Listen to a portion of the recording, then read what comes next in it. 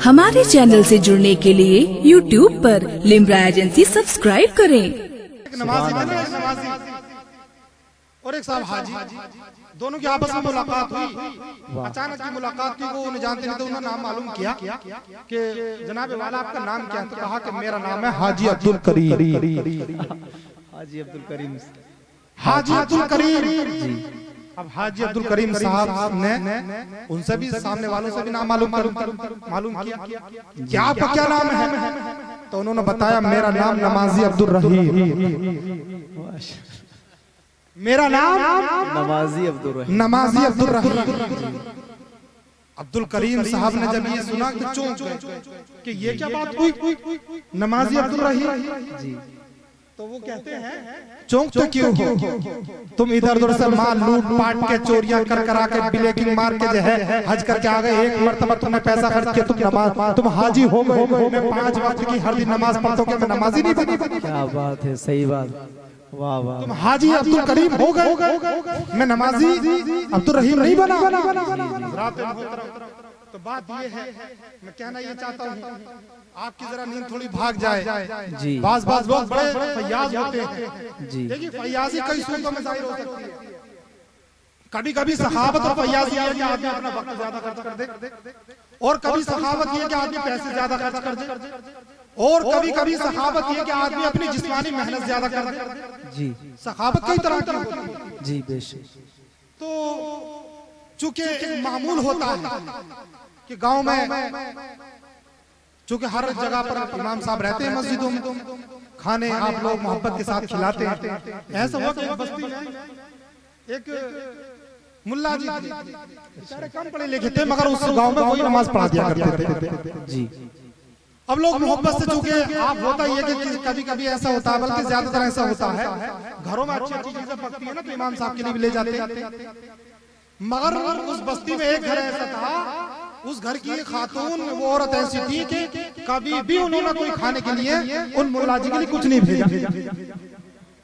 कुछ नहीं भेजा। एक दिन ऐसा हुआ जनाब वाला कि उस घर की खातून, उस औरत ने जो है वो पूरा कुंडा भर के ना खीर भेज दी। सुभान अल्लाह। क्या मुल्ला जी के लिए पूरा कुंडा भर के खीर भेज दी, खीर।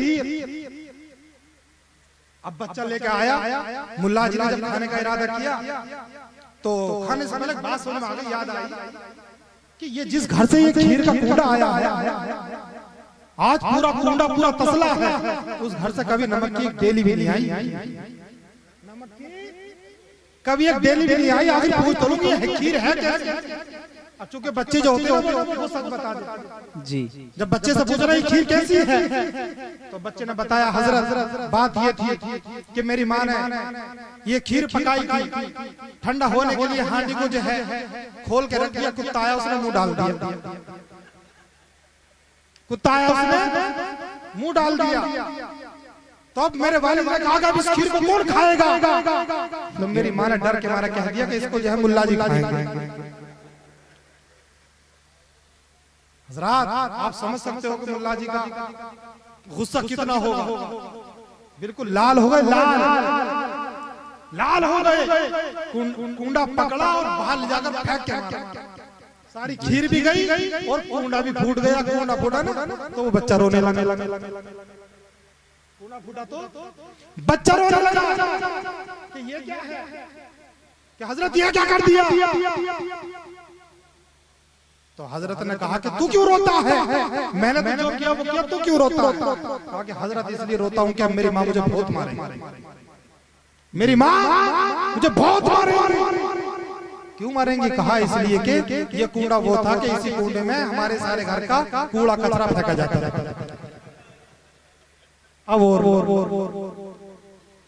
बहरहाल नींद भाग गई आपकी, नींद भाग गई।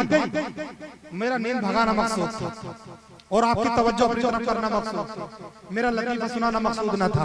चूंकि जब वक्त ज्यादा होता है तो मुझे पता है फिर लोग जो है ना बेदार है, हाँ, मगर बेदार सब है। अब जरा मेरी इनकी तवज्जो और ज्यादा हो गई। अच्छा लग रहा है? जी जी जी, तवज्जो है, सुनने के मूड में है। दरूद पाक सुना दे। अल्लाहुम्मा सल्ली अला सय्यिदिना व मौलाना मुहम्मद मुबारक वसल्लम। सल्लु अलैहि सलातु व सलाम अलैका या रसूलुल्लाह या हबीबुल्लाह सल्लल्लाहु तआला अलैहि वसल्लम।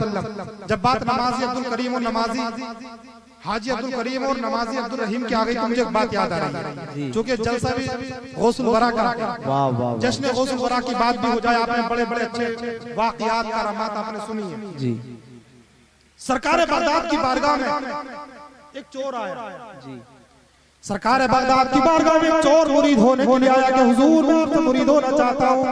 हजरत ने फरमाया ठीक है मुरीद हो जाओ, हाथ बढ़ाओ। चोर ने अपना हाथ बढ़ाया। सरकार बगदाद ने अपने दस्ते पाक को भी उसके हाथ में रख दिया। जनाबे वाला अब आप अपने हल्के इरादत में शामिल करने ही वाले थे कि उस चोर ने हाथ खींच लिया। चोर ने हाथ खींच लिया। हजरत सरकार बगदाद इरशाद फरमाते हैं कि तुझे मुरीद नहीं होना, क्या तुझे मुरीद नहीं होना है? कहा कि हजरत मुरीद तो होना मगर मेरी दो शर्तें हैं। आज कोतवाल चोरों को डांटता था, आज यहाँ पर उल्टा हो रहा है कि हजरत मेरी दो शर्तें। अरे शर्तें पीरों की तरफ से होती है कि मेरी शर्तें मानोगे तब मैं तुमको अपना मुरीद बनाऊंगा। मगर आज अजीब मामला है सरकार बगदाद की बारगाह में। चोर कहता है कि हजरत मेरी दो शर्तें हैं, अगर वो दो शर्त मान लोगे तो आपका मुरीद बनूंगा। अच्छा हजरत ने फरमाया दो शर्तें भी सुना दो, दो शर्तें बताओ तुम्हारी दो शर्तें क्या है? अब ये मुरीद कहता हुजूर वाला मेरी दो शर्तें ये हैं, एक तो ये कि मैं चोरी करता हूँ, चोरी नहीं छोड़ूंगा। चोरी करता हूँ, चोरी नहीं छोड़ूंगा। और दूसरी मेरी शर्त है कि हुजूर मैं नमाज की पाबंदी नहीं करता हूँ, नमाज की पाबंदी नहीं करूंगा।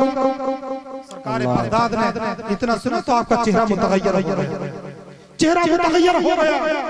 जलाल ने इरशाद फरमाया तू अपनी दोनों शर्तें वापस ले, ये तेरी दोनों शर्तें मुझे मंजूर नहीं, क्योंकि ये दोनों शर्तें शरीयत के खिलाफ है। और शरीयत के खिलाफ कोई भी आदमी बात करे उसकी बात कबूल नहीं की जाती है, उसकी बात रद्द किया जाता है।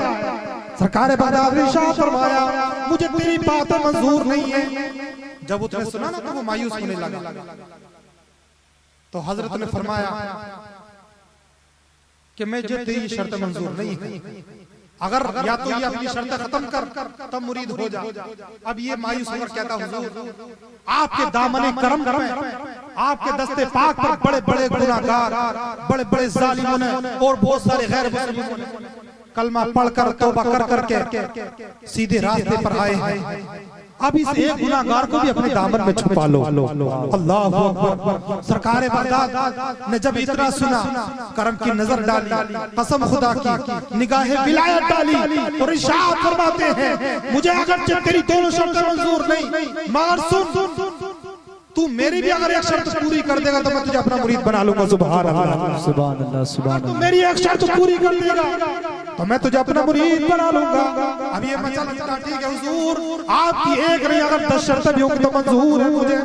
हजरत ने फरमाया 10 नहीं तू एक ही पूरा करके दिखा दे तो मैं तुझे अपना मुरीद बना लूंगा। अल्लाह अल्लाह। हजरत मोहतरम हजरत ने शर्त लगाई, मेरी शर्त ये है इस शर्त के साथ मैं तुझे मुरीद करूंगा। वो शर्त ये कि जब भी नमाज और अज़ान, जब भी अज़ान का वक्त हो जाया करे तो तू वुजू करके तुझे अज़ान पढ़ना होगी। वाह वाह वाह। वुजू करके तुझे अज़ान पढ़ना होगी। अब इसने जाहिर तौर पर समझा ये तो बड़ी आसान है हुजूर, मुझे दिलो जान से मंजूर है, मैं इस शर्त पर अमल करने के लिए तैयार हूँ हुजूर, बस आप मुझे अपना मुरीद बना लीजिए, अपने हल्के इरादत में शामिल फरमा लीजिए। सरकार बगदाद कहते हैं कि तुझे ये मेरी शर्त मंजूर है? कहा हाँ हाँ हुजूर, मुझे दिलो जान के साथ आपकी शर्त मंजूर है। मुरीद कर लिया, अपने घर चला जाता है। जनाबे वाला अपने घर जाने के बाद में अब ये सोचता है चूंकि इसका जो कोई मशगला था ना वो मशगला सिर्फ चोरी थी, इसके अलावा कोई काम नहीं करता था। सारे खाने पीने के इंतजाम जो थे वो चोरी से चलते थे। कई दिन अपने घर में रुका रहा, चोरी करने के लिए न कहा, चोरी करने के लिए किसी जगह पर भी नहीं गया। हज़रात मोहतरम जब अज़ान का वक्त आता तो वुजू करता और अज़ान देता, बिस्तर पर लेट जाता। और जब अज़ान का वक्त आता, जब असर का वक्त आता तो अज़ान वुजू करता, अज़ान देता, लेट जाता। जब मगरिब का वक्त आता वुजू करके अज़ान देता, लेट जाता। इशा का वक्त आता, इशा का वक्त आता, वुजू करके अज़ान देता, लेट जाता। बीवी सारे मंजर को देख रही थी। अल्लाह अल्लाह। बीवी कहती है ओ जनाबे वाला ये तुम क्या कर रहे हो? देख देख के तुम अज़ान के पीछे पड़ चुके हो, नमाज कौन पढ़ेगा? हज़रात मोहतरम जो किसी के ना माने ना तो महरूरा की जरूर मानो, बहू की जरूर मानेगा, बीवी की जरूर मानेगा।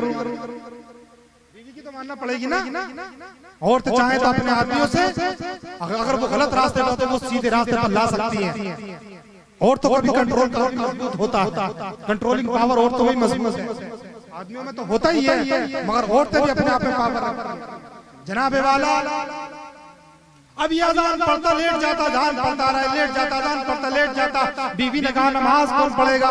कहा कि सुनो चुप रहो, मैं अपने पीर से जो है कंप्रोमाइज वादा करके आया हूँ, ये मेरी उनसे सुलह है, ये मैं मुझे उनका वादा पूरा करना है। मेरे पीर ने शर्त लगाई है कि तुम्हें अजान जरूर पढ़नी है। अल्लाह अल्लाह, वक्त गुजरता गया, अब इसके घर में खाने पीने के असबाब खत्म हो गए, खाने पीने के गल्लात खत्म हो जाते हैं। अब इसकी बीवी कहती है कि कहीं आप जाओगे नहीं, कुछ खाने पीने का इंतजाम नहीं रहा है, कहीं खाने पीने का इंतजाम नहीं करोगे? अल्लाह अल्लाह, जरा इधर तवज्जो रखिएगा। हजरत मोहतरम सरकार बगदाद का वो मुरीद जो है अपने घर में लेटा हुआ है, अब कहीं चोरी करने के लिए नहीं निकल रहा है। अब इसकी बीवी कहती है घर में खाने पीने की सारी चीजें खत्म हो चुकी है, अब तुम्हें कहीं जाना पड़ेगा। अब ये कहता है मैं यही तो सोच रहा हूँ कि कौन से वक्त में चोरी करने के लिए निकलूं कि जिस वक्त में अजान का वक्त आ जाए। सुभान अल्लाह। हजरत मोहतरम अब ये जो है, अब जब मजबूरन से जाना ही पड़ा, घर में खाने पीने की सारी चीजें खत्म हो चुकी है। अल्लाह अल्लाह, ईशा की नमाज के बाद में ये निकलता है, अजान पढ़ के ईशा की निकलता है, चूंकि ईशा और फजर के बीच में काफी स्पेस होता है, काफी गैपिंग होती है, काफी फासला होता है। जनाबे वाला बगदाद में एक अमीर के घर में ये घुस जाता है चोरी चुपके, और उस कमरे में दाखिल हो जाता है जिसमें बहुत ज्यादा खजाना रखा हुआ था, बहुत ज्यादा सोना चांदी रखा हुआ था, सोना चांदी के हार थे, जवाहिरात थे। जनाबे वाला बड़े चुपके बड़े आराम से उसके घर में दाखिल हो गया, कमरे में दाखिल हो गए। जरा इधर तवज्जो रखिए, शायर इस्लामी इधर आ रहे हैं, जनाब आतिफ रजा आने वाले हैं, जरा मेरी तरफ आप तवज्जो रखिएगा। जनाबे वाला जरा आप इधर देखो, सरकार बगदाद का जो है वो मुरीद घर में दाखिल होता है और चुपके दाखिल हुआ, सारा सोना चांदी अपने बैग में अपने थैले में रखने लगता है, बड़े आराम से, चूंकि सोना चांदी बड़ी नाजुक चीज होती है, वो टूट जाती है, आराम से रख रहा था। जनाबे वाला वक्त इतना गुजरता गया, आने जाने में वक्त इतना गुजरा कि इसे पता नहीं चल पाया कि फजर का वक्त हो गया। अब जब फजर का वक्त हुआ तो इसे अपने सरकार बगदाद का अपने पीरो मुर्शिद को वादा याद आ गया, तो अजान पढ़नी ही है। घर में वक्त हो गया जनाबे वाला, घर में वक्त हुआ अजान का, तो इसने वहीं पर अपना थारा एक तरफ रखा और वुजू करके अजान शुरू कर दी। सुभान अल्लाह। और जब अजान शुरू कर दी तो आप समझ सकते हो, सारे घर वाले भी जाग गए। घर में चोरी करने के लिए घुसा था, क्या होगा? सारे घर वाले जाग गए। अब इसका दिल दुख कर रहा है, इसके दिल में डर और खौफ बैठ चुका है। अल्लाह अल्लाह, इसने अजान तो पढ़ दी है। अब जब सारे घर वाले जाग गए तो इसने बचने के लिए नमाज शुरू कर दी। सुबह जिस नमाज को बचने की शर्त लगाई थी, अब जो है अपने आप को बचाने के लिए नमाज शुरू कर दी। अब लोगों ने देखा कि अजनबी आदमी है और हमारे घर में आया है, ये अल्लाह का कितना नेक बंदा होगा कि एक अजनबी घर के अंदर भी इसे अजान की इतनी फिक्र है, नमाज की इतनी फिक्र है। अल्लाह अल्लाह, सारे घर वाले भी वुजू कर करके इसके पीछे बैठ जाते हैं, सुन्नत पढ़ के बैठ जाते हैं। अब जब सुन्नत इसने भी पढ़ ली है और पीछे वालों ने भी पढ़ ली है, तो उनमें से एक शख्स बोलता क्या तकबीर पढ़ूं? क्या कहा? जरा पीछे वाले भी हाथ उठा के बोल दे, जरा तकबीर पढ़ूं? आज चोर इमाम बनने वाला है। अल्लाहु अकबर, आज चोर इमाम बनने वाला है। अल्हम्दुलिल्लाह, आपके इमाम तो बड़े साहूकार हैं, बड़े नेक हैं, सालेह हैं। आप इनसे मोहब्बत किया करो, और इनसे नहीं सारे इमामों से, उलमा से मोहब्बत किया करो। उलमा अंबिया के जानशीन, अंबिया के वारिस होते हैं, उनके नाइब होते हैं। मेरे अजीजों, आज चोर इमाम बनने जा रहा है। इसने कहा कि तकबीर पढ़ूं, तो इधर से दिल धुक कर रहा है, नमाज कैसे पढ़ाऊंगा? अब तक तो चोरी की थी, मुसल्ले पे कभी खड़ा नहीं हुआ था। क्या मुसल्ले पे खड़ा होना कोई आसान है? क्या मुसल्ले पे खड़ा होना कोई आसान नहीं है। ये हाफिज से पूछो, जबान कभी कभी सूरह फातिहा ही में बहक जाती है। हाँ, ये इन उलमा का, इन इमामों का कुर्ता है कि मुसल्लों पे खड़े होकर कुरान भी सुना देते हैं, पारे भी पढ़ देते हैं। और बात जालिम, आज 5 गलती आ गई, आज तो 3 गलती आ गई। ये मत सोचो गलती आ गई, भूल चूक इंसान से होती है। ये देखो कि पढ़ कैसे रहे हैं सुबह, और कितनी हिम्मत कर रहे हैं कि मुसल्ले इमामत पर खड़े हैं। मुसल्ला कोई आम चीज है, यह मुस्तफा का मुसल्ला है, मुस्तफा का मुसल्ला। इसकी जिम्मेदारी कोई आम नहीं है, इसकी जिम्मेदारी कोई छोटी चीज नहीं है। मेरे अजीजों, इसकी जिम्मेदारी वो समझ सकता है जो इस जिम्मेदारी को संभालने के लिए खड़ा होता है। इस जिम्मेदारी को लोग आसान समझते हैं कि बस नमाज पढ़ा दी और जो है अपने अपने कमरों में आराम करते रहते हैं, लेटे रहते हैं। क्या तुम समझते हो एक इमाम पर सारी कौम की नमाजों की जिम्मेदारी? अगर एक गलती हो गई, सजदे साहब लाजिम हो गया और किसी वजह से भूल से इमाम भी ना कर पाए, भूले से, तो पता है सारी जिम्मेदारी इमाम पर रहती है। क़यामत के दिन हिसाब इमाम को देना होगा, इमाम साहिब क़िबला को हिसाब देना होगा। लोग तो कहते हैं कि जब निकाह पढ़ा ना, जब निकाह पढ़ा के आते हैं इमाम साहब आज तो 5000 मार दिए होंगे। क्या तुमको ये पता नहीं है 5000 मारने के लिए उन्होंने अपनी कितनी ख्वाहिशात मारी थी? क्या तुमने कभी सोचा कि मदरसों में उस्ताद के कितने डंडे खाए थे, माँ के आंचल से दूर रहा था, भाई से दूर रहा था, माँ से दूर रहा था, सूखी रोटी के टुकड़े खा खा के उसने दीन हासिल किया।